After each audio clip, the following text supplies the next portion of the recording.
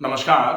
आज हम बात करेंगे H पाइलोरी बैक्टीरिया से इंड्यूस्ड जो गैस्ट्राइटिस होती है उसके विषय में। गैस्ट्राइटिस जिसको सामान्य तौर पर पाचन तंत्र की वो समस्या माना जा रहा है जिससे कई सारे लोग बहुत परेशान हैं। पेट में फुलावट है, अफारा आ रहा है, आंतों में सूजन आ गई है, पेट में एकदम से भारीपन लगता है, खाना खाते ही पेट भारी हो जा रहा है या फिर खाना खाने के 2 घंटे के बाद आपको एकदम से पेट में मरोड़ के साथ दर्द चालू हो जा रहा है। इसके अलावा आपको खाना ऊपर की तरफ आ रहा है या फिर कभी कभी सीने में भारीपन के साथ में दर्द लग रहा है और इसके साथ में कभी कभी आपको पेट में भारीपन के साथ में गर्दन में भारीपन, सिर में भारीपन, एकदम से चिड़चिड़ापन बढ़ता जा रहा है और अनप्लैन्ड वेट लॉस अगर हो रहा है, आपकी कहीं कोई वेट लॉस करने की प्लानिंग नहीं थी, लगातार वजन आपका धड़ाधड़ करके कम होता जा रहा है। कई सारे लोगों के मेरे पास फोन मैसेज आते हैं कि वजन 70 किलो था, अब 46 किलो ही रह गया। या फिर कई लोग तो ऐसे हैं जिनका वजन 38 किलो 36 किलो तक पहुंच गया और लगातार उनको ऐसा लग रहा है कि क्या इस समस्या का इलाज है ही नहीं या फिर हम सही तरीके से इस समस्या को समझ नहीं पा रहे हैं। गैस्ट्राइटिस का डेफिनेटली पूरा ट्रीटमेंट है, किस तरीके से गैस्ट्राइटिस होती है और गैस्ट्राइटिस अगर हो गई है तो उसको कैसे ठीक किया जा सकता है। आज हम H पाइलोरी से रिलेटेड गैस्ट्राइटिस जो होती है उसकी बात करेंगे। जिन लोगों ने एंडोस्कोपी करा रखी है प्लीज वो अपनी एंडोस्कोपी निकाल लें, वीडियो को पॉज कर लें, एंडोस्कोपी निकाल लें और उसमें देखें इंप्रेशन में क्या लिखा हुआ है। एक एक करके मैं सारी चीजों को बहुत प्रॉपर तरीके से आपको क्लियर करता चलूंगा ताकि आपको यह समझ में आ जाए कि डेफिनेटली इस समस्या का ट्रीटमेंट किया जा सकता है। हम बात करेंगे H पाइलोरी। H पाइलोरी क्या है? ये एक बैक्टीरिया है और ये बैक्टीरिया कैसा है? ये ग्राम नेगेटिव बैक्टीरिया है। ग्राम नेगेटिव बैक्टीरिया है जो फ्लैजिलेटेड होता है, फ्लैजिलाज होते हैं इसमें। और फ्लैजिलेटेड बैक्टीरिया जो है ये हेलिकल शेप का है, हेलिकल शेप में है। अब हम देखें कि ये H पाइलोरी बैक्टीरिया जो है इसका पूरा नाम क्या होता है? इसका नाम है हेलिकोबैक्टर बैक्टीरिया।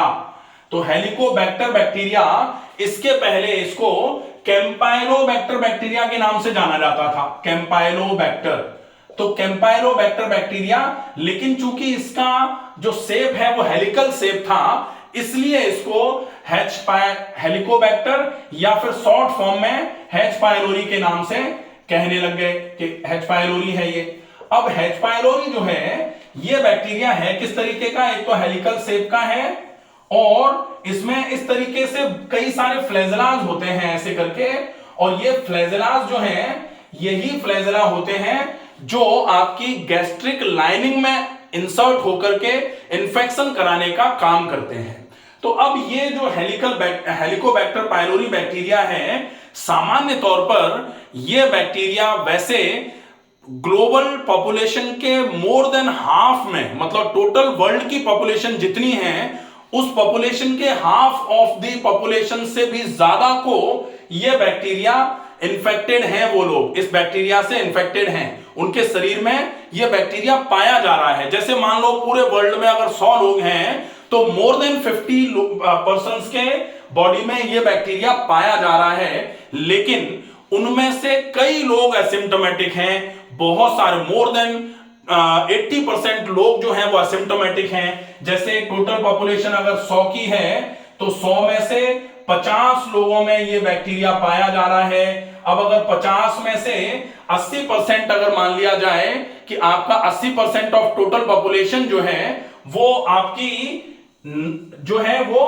कैसी है? एसिम्प्टोमेटिक है। एसिम्प्टोमेटिक मतलब जिनको कोई सिम्टम नहीं आ रहे हैं, लेकिन 20% जो लोग हैं उनको सिम्टोमेटिक हो जाती है, उनको ये बैक्टीरिया जो है उनके शरीर में जाकर के बीमारी पैदा करना चालू कर देता है। और जब ये बैक्टीरिया उनके शरीर में बीमारी पैदा करना चालू करता है तो ये 2 तरीके की बीमारियां पैदा करेगा। अब वो कौन से 2 तरीके हैं?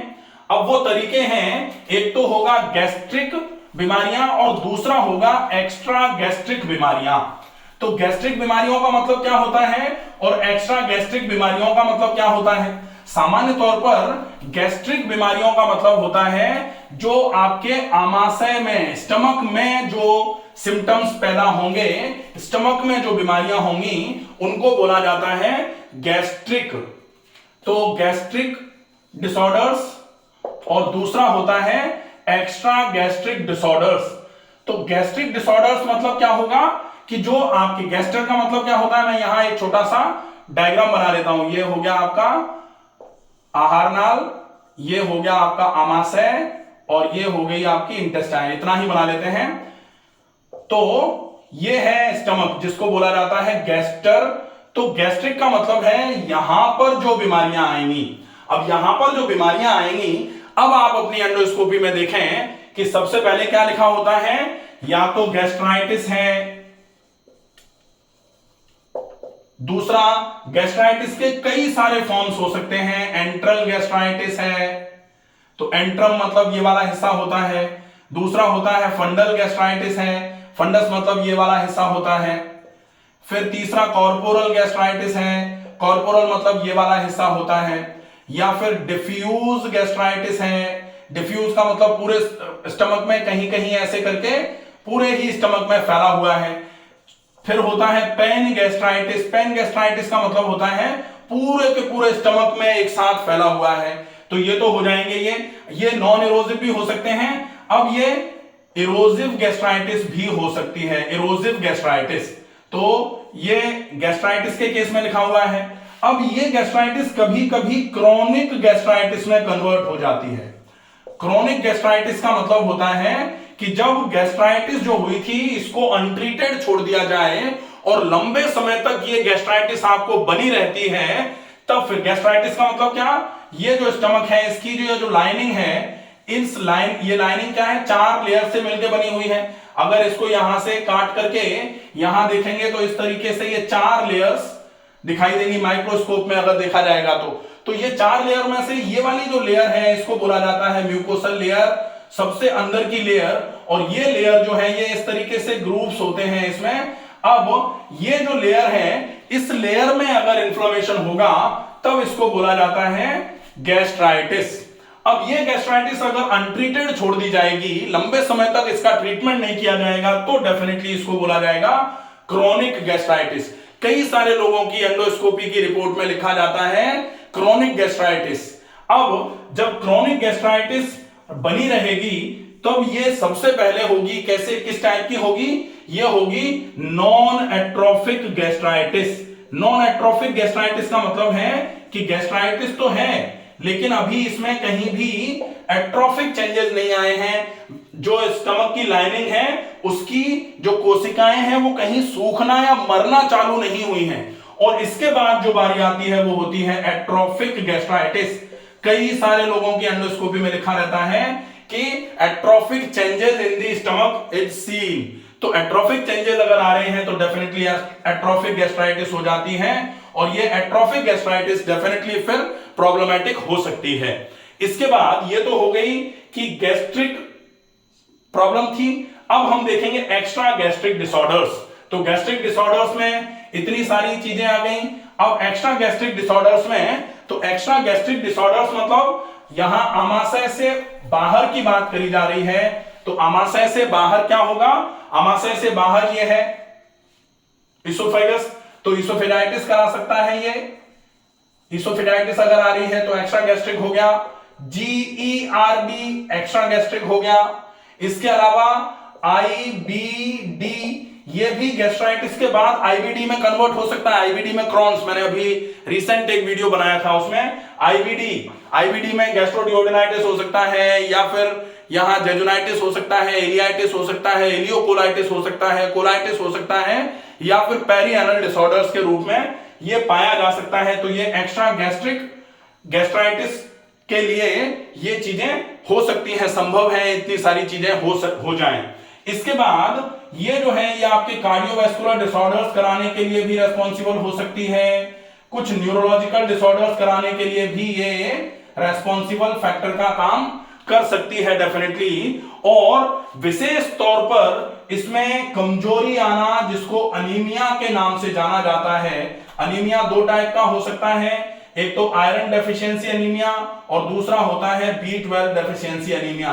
तो यहां अगर आयरन और B12 से रिलेटेड डेफिशिएंसीज आ रही है, उसका रीजन होगा कि आपके गैस्ट्राइटिस है, गैस्ट्राइटिस की वजह से एक्स्ट्रा गैस्ट्रिक डिसऑर्डर्स के रूप में आपको अनीमिया मिलेगा, कमजोरी मिलेगी, लगातार वजन घट रहा है, ये एक्स्ट्रा गैस्ट्रिक डिसऑर्डर्स के रूप में ही आपको मिलेगा। तो ये सारी बीमारियां आपको गैस्ट्राइटिस की वजह से मिल सकती हैं। और ये जो गैस्ट्राइटिस है ये इंड्यूस हो रही है किससे?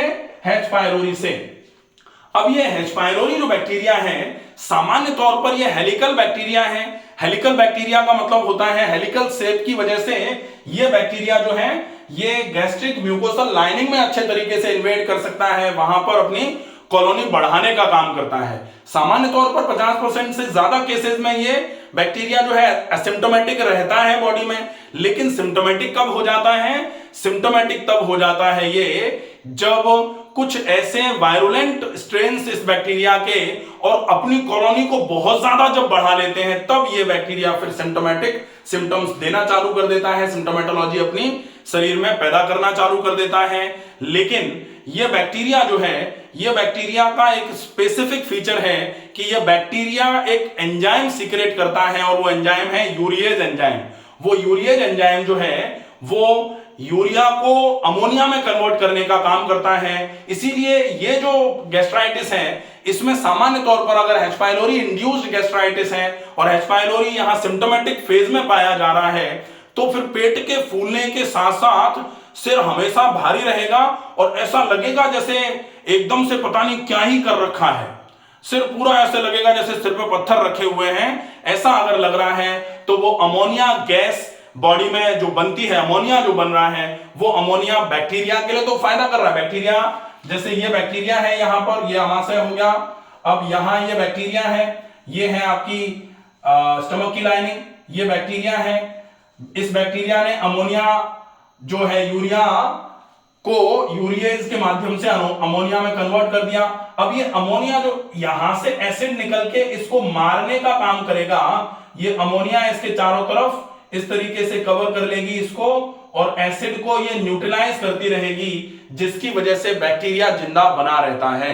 इसलिए आपको ये ध्यान में रखना होगा कि अगर आप यहां बैक्टीरिया को मारने के हिसाब से, सामान्य तौर पर हम लोग हमेशा समझते हैं कि एसिड तो HCl एसिड निकल रहा है स्टमक में से, वो तो सारी चीजों को मार देता है, तो ये बैक्टीरिया कैसे बच रहा है? ये बैक्टीरिया इस वजह से बच रहा है। अब यहां इस बैक्टीरिया की वजह से जो इरोजन्स या जो यहां पर सूजन के सिम्टम्स आए हुए हैं, अगर एसिड निकल के यहां लगता रहेगा तो इसको डेफिनेटली खराब करने का काम करेगा। इसलिए एसिड सीक्रेशन को कम करने की आवश्यकता है और उस एसिड सीक्रेशन को कम करने के लिए सामान्य तौर पर गैस्ट्राइटिस के ट्रीटमेंट के लिए आप PPIs का यूज करते हैं। PPI मतलब प्रोटॉन पंप इनहिबिटर, जो खाली पेट सवेरे सवेरे गोलियां खाई जाती हैं वो।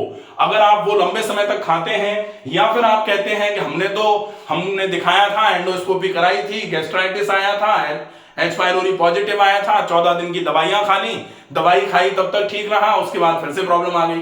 तो दवाई खाई तब तक ठीक रहा, तो 14 दिन में आपने क्या क्या खाया? 2 तो एंटीबायोटिक खाई जिसमें अमोक्सिलिन, क्लैंथ्रोमाइसिन और साथ में एक PPI खाई।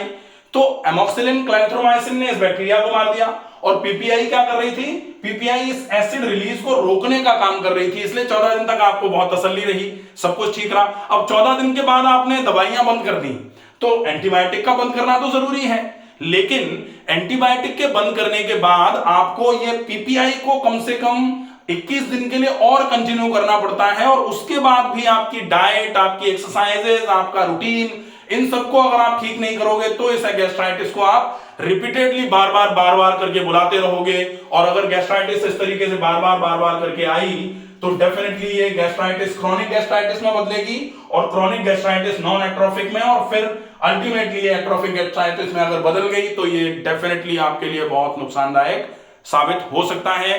इसलिए इस गैस्ट्राइटिस का ट्रीटमेंट प्रोटोकॉल जो है ना बहुत विशेष है। अगर आप अच्छे तरीके से इसका ट्रीटमेंट करते हैं तो बहुत अच्छे तरीके से आपको आराम मिल जाता है।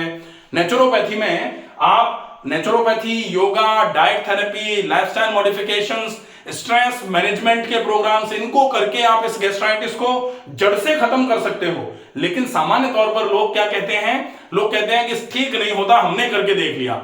तो करके देख लिया, आपको बहुत स्पेसिफिक पॉइंट्स को फॉलो करना पड़ेगा।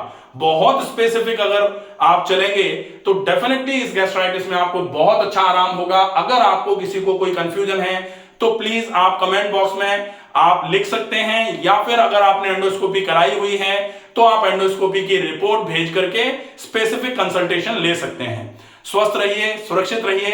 अगर आपको यह वीडियो उपयोगी लगे या उन लोगों को भेजने में अगर ऐसा लगे कि जिन लोगों को गैस्ट्राइटिस की प्रॉब्लम है और जो लोग अभी पूरे तरीके से इस कहानी को समझ नहीं पा रहे हैं, उनको यह वीडियो पहुंचाएं ताकि वो इस पूरी व्यवस्था को समझ लें और इस पूरे की पूरी जो बीमारी है इसको अच्छे तरीके से ट्रीट करने की प्लानिंग करें और निश्चित ही इस बीमारी से पूरे तरीके से निजात पाएं। स्वस्थ रहिए, सुरक्षित रहिए। धन्यवाद।